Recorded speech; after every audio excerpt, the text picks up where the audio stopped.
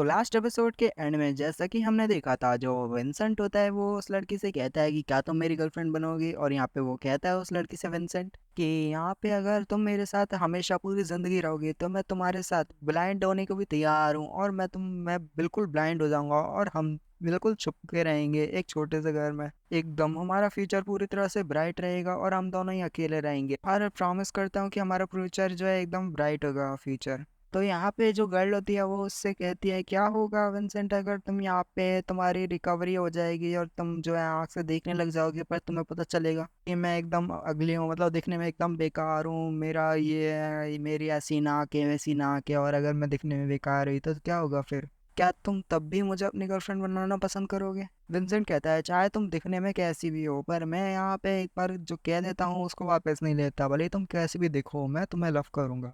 Then हमें रात का सीन दिखाया जाता है एक वीक पहले सर्जरी के। विंसेंट और वो लड़की यहाँ पे एकदम बिस्तर पे लेटे होते हैं और आराम फरमा रहे, मतलब आराम कर रहे होते हैं। विंसेंट लड़की से कहता है कि बस एक बार मेरे तुम रिकवरी हो जाने दो और एकदम मेरी आंख बिल्कुल से ठीक हो जाने दो, फिर उसके बाद तुम्हें काम पे जाने की जरूरत नहीं होगी। लड़की विंसेंट से कहती है, तो विंसेंट तुम भी अपने आप को तैयार कर लो, क्योंकि मैं तो बिल्कुल भी खूबसूरत नहीं हूँ दिखने में और तुम्हें तो बहुत बड़ा झटका लगने वाला है। देन फिर जो हमारी फिर डोंट टेल मी, मैंने नाम रिवील कर दिया। मैंने सोचा था बाद में बताऊंगा, चलो अब यार पता ही चल गया तो ठीक है। तो हमारी फीमेल कैरेक्टर का नाम फ्रेया है। तो फ्रेया यहाँ पे कहती है, वैसे मैंने सोचा था कि बाद में इसका नाम रिवील करूँ, चलो छोड़ो जाने दो। तो फ्रेया यहाँ पे कहती है कि मेरी नोज एकदम फ्लैट है और मेरे दांत ऐसे हैं, मेरे दांत इधर उधर हो रहे हैं, मेरी नाक एकदम फ्लैट है और मेरा चेहरा दिखने में बहुत भद्दा है।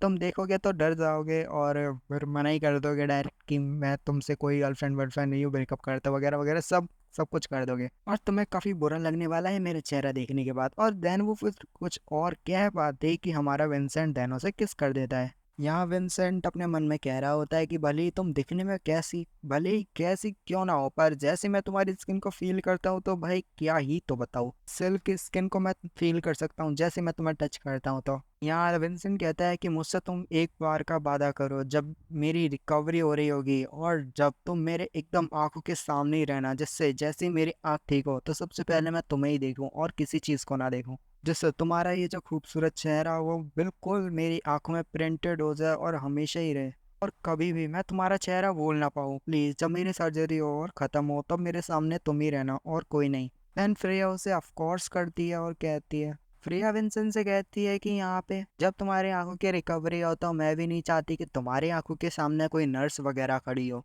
और यहाँ पे जो फ्रेया होती है विंसेंट को किस करती है, देन विंसेंट को भी फिर जोश आ जाता है और यहाँ पे ये दोनों कबड्डी लड़ने वाले हैं। जिसको नहीं पता फिर से कमेंट कर दो, और भाई हाँ प्लीज यार कमेंट कर दिया करो यार, आपकी जितने भी कमेंट आते हैं ना मैं सबको पढ़ता हूँ भाई और रिप्लाई भी करूंगा, बट आप कमेंट करो। देन विंसेंट फ्रेया के ऊपर चढ़ जाता है। विंसेंट अपने मन में कह रहा होता है कि बस तुम एक बार मेरे को रिकवर तो होने दो।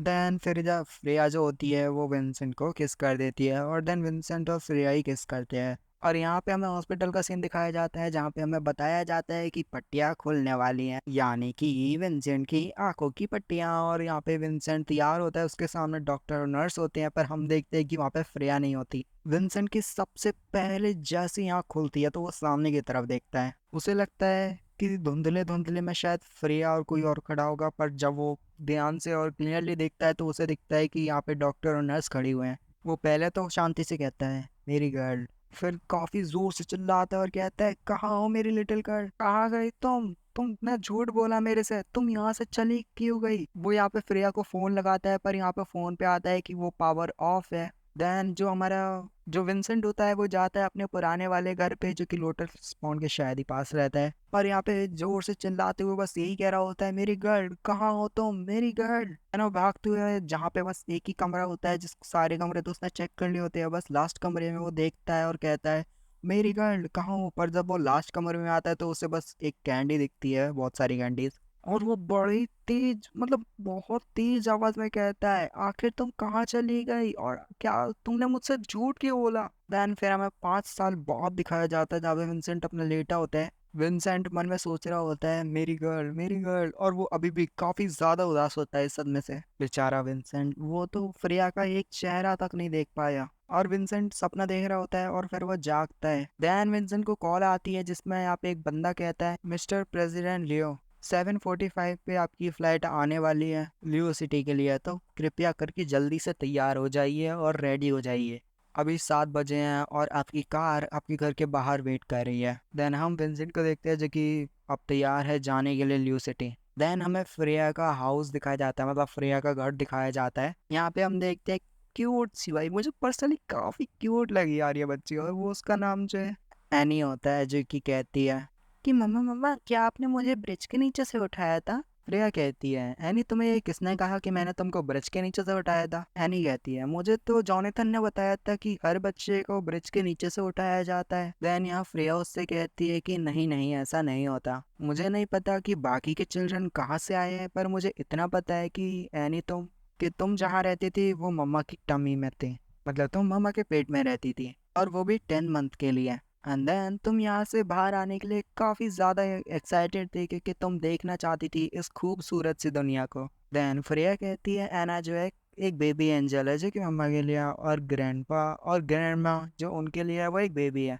एना शर्माना शुरू कर देती है एंड मम्मा से कहती है। देन फिर एना यहाँ पे इतनी क्यूट लाइन कहती है कि भाई मुझे भाई क्या बताऊँ, पर्सनली कितनी क्यूट है यार एनी। एनी नहीं, सॉरी एना।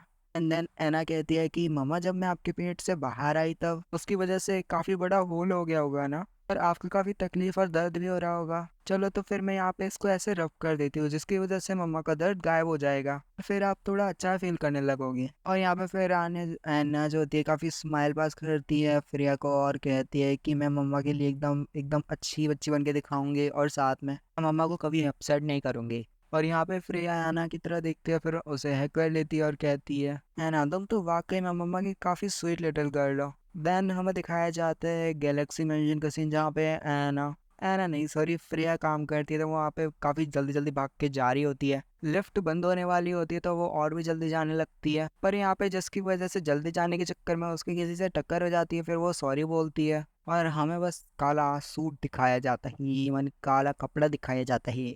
जब जो हमारी फ्रेया होती है सामने देखती है तो उसकी आंखें फटी की फटी रह जाती है क्योंकि उसके सामने होता है विंसेंट जो कि उससे कहता है कोई बात नहीं। यहाँ पे फ्रेया बस शांति से खड़ी होती है और सोच रही होती है कि आखिर विंसेंट यहाँ क्या कर रहा है, क्या उसका यहाँ पे सिटी में काम है क्या। विंसेंट काफ़ी थोड़ा देखने में गुस्से में लग रहा होता है। एंड देन फ्रेया कहती है क्या आखिर यहाँ पे क्या कर रहा है, कब जाएगा ये। फ्रेया उसको ही घूरी होती है तो देन विंसेंट उसकी तरफ देखता है, जब विंसेंट उसकी तरफ देखता है तो फ्रेया मन में कहती है आखिर ये मेरे को ऐसे क्यों देख रहा है, कहीं उसको मुझ पे शक तो नहीं हो गया। और यहाँ पे फिर लिफ्ट खुल जाती है, पहले फ्रेया जा रही होती है ये कहते हुए कि मेरे को क्या, फिर वो पीछे पलट के देखती है और फिर कहती है कि विंसेंट तो पहले से ज़्यादा अनफैमिली, मतलब वो कहती है कि मेरे लिए तो विंसेंट अनफैमिलियर है, ये तो वाकई में मुझे भूल गया, शायद विंसेंट पूरी तरह से मुझे भूल गया है। और यहाँ पे हम देखते हैं कि उसकी एक जो दोस्त होती है काम के समय उसकी दोस्त होती है, वो कहती है कि प्रिया मैंने तुम्हें कितने कॉल किया तुमने उठाया क्यों नहीं, क्या तुम मेरे साथ मजाक कर रही थी। यहाँ पे उसकी दोस्त बोलती है कि सलीना ने तुम्हें भेजा है जेरी रूम में जाके, मतलब जहाँ पे जाके तुम एक कॉन्ट्रैक्ट है उसे बिल्कुल फिक्स कर देना है, और देन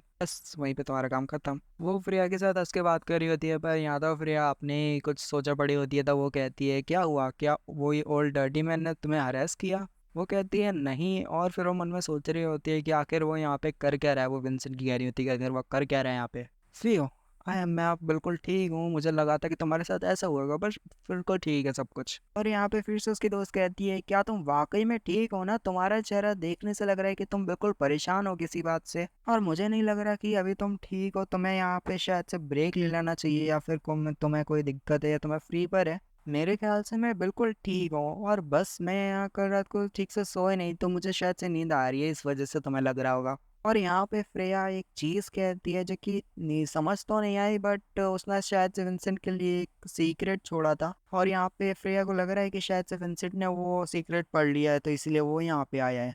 तो जो हमारी वो होती है जो फ्रेया होती है वो यहाँ पे कहती है कि विंसेंट आखिर यहाँ पे कर क्या रहा है, क्या जो मैंने सीक्रेट स्टार्स पे छोड़ा था क्या उसने वो देख लिया है, मतलब उसने जो हिडन सीक्रेट जो कि स्टार्स पे छोड़ा था, मतलब लकी स्टार पे छोड़ा था, क्या वो विंसेंट ने देख लिया तभी वो उसको ढूंढते हुए यहाँ पे आया है। देन यहाँ वो लड़की जो होती है पीछे देखती है और कहती है फ्रेया वो आ रही है, वो स्लट्स कमिंग करके कहती है कि स्लट्स आ रही है, पता ही नहीं किसकी बात कर रही है, मेरे ख्याल से कोई ना कोई खतरनाक बंदी है जो कि बहुत बेकार है क्लोल करके। एंड यहाँ पे एक लड़की चलते हुए आती है और फ्रेया के पास आगे कहती है फ्रेया तो तुमने वो कॉन्ट्रैक्ट लेने के लिए वो सब किया, यानी तुमने टप टप किया। यहाँ पे सभी लोग खड़े हो जाते हैं और कहते हैं क्या, ट्रेड टपाटप। भाई कैसे बताऊं, बट समझ लो आप, दिख जाएगा स्क्रीन पे। और इसका नाम शायद से सलीना होता है, जो कि प्रेसिडेंट की असिस्टेंट है। इसी के साथ ये वाला एपिसोड यहीं पे खत्म हो जाता है। I hope you will enjoy, leave a like अगर आपको पसंद आता है तो। मैं बोलूंगा अगली वीडियो के लिए बाय।